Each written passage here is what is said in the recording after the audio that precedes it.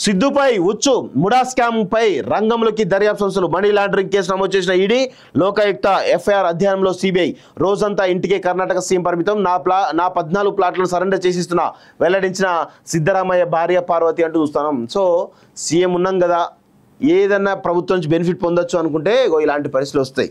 కొంచెం ఆలోచించాలి. మీరు ఆల్రెడీ ఒకసారి సీఎంగా చేసినప్పుడు స్కాములు ఏ విధంగా చేయొద్దో తెలియదా మీకు? కర్ణాటక లాంటి స్టేట్ ఎన్నో రకాల బెనిఫిట్ జరుగుతాయి. మీకు వద్దన్నా డబ్బులు మీ దగ్గరికి వస్తాయి, వద్దన్నా ఇచ్చిపోతారు. కాంట్రాక్టర్లు వాళ్ళు వీళ్ళు వద్దన్నా ఇచ్చిపోతారు మీకు. అలాంటి పరిస్థితున్నప్పుడు ఇలాంటి డైరెక్ట్ ఇన్వాల్వ్మెంట్ ఎందుకైందో ఇంతవరకు మరి ఆయన ఏ సీఎం అర్థం కాదు. మైసూరు నగరాభివృద్ధి సంస్థ ఇంటి స్థలాల కేటాయింపు కుంభకోణంలో కర్ణాటక ముఖ్యమంత్రి సిద్ధరామయ్యకు ఉచ్చు బిగుస్తోంది. ఈ వ్యవహారంపై కేంద్ర దర్యాప్తు సంస్థ సిబిఐ, ఎన్ఫోర్స్మెంట్ డైరెక్టరేట్ రంగంలోకి దిగాయి. మరోవైపు సిద్ధరామయ్య భార్య పార్వతి తన కేటాయించిన 14 ప్లాట్లు సరెండర్ చేస్తున్నట్లు నెల రోజుల క్రితం ముడా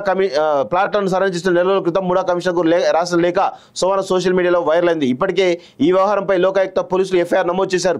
ముఖ్యమంత్రి సిద్ధరామయ్య A1 గా, A2, A3 గా ఆయన భార్య పార్వతి, బావమరిది మల్లికార్జున స్వామి, A4 గా భూ యజమాని దేవరాజు ఉన్నారు. ఈడీ సిబిఐ కూడా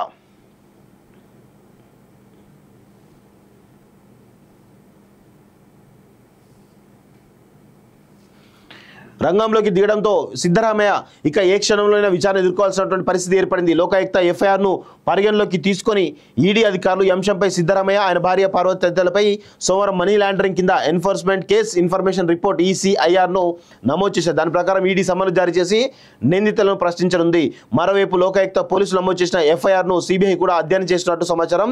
ఇలా అన్ని వైపుల నుంచి ముఖ్యమంత్రికి ఉచ్చు బిగుస్తోంది. వివిధ కార్యక్రమాల షెడ్యూల్ ఉన్న ముఖ్యమంత్రి సోమవారం అధికారిక నివాసంలో గడిపారు. మరోవైపు ముడా కమిషనర్ సిద్ధరామయ్య భార్య పార్వతి తన 14 ప్లాట్లను సరెండర్ చేసినట్లు నెల క్రితం లేఖలు రాశారు. సో మొత్తానికైతే ఒక ప్లాట్లు ఏవైతే రాయించుకున్నారో అంటే కంపల్సరీ కింద రాయించుకున్న ప్లాట్లు ఏవైతే ఉన్నాయో కొంతమందికి ఏమో ఒక దగ్గర ఎక్కడో రూరల్ కూడా, కొంతమందికి ఏమో వాళ్ళ భార్యకి ఏమో కంప్లీట్గా ప్రైమ్ లొకేషన్స్లో ఈ ప్లాట్లను ఇవ్వడంతో ఈ స్కామ్ అనేది బయటపడ్డది. దాంతో అన్ని రకాల ఇబ్బందులు ఎదుర్కొంటున్నాడు సిద్ధరామయ్య.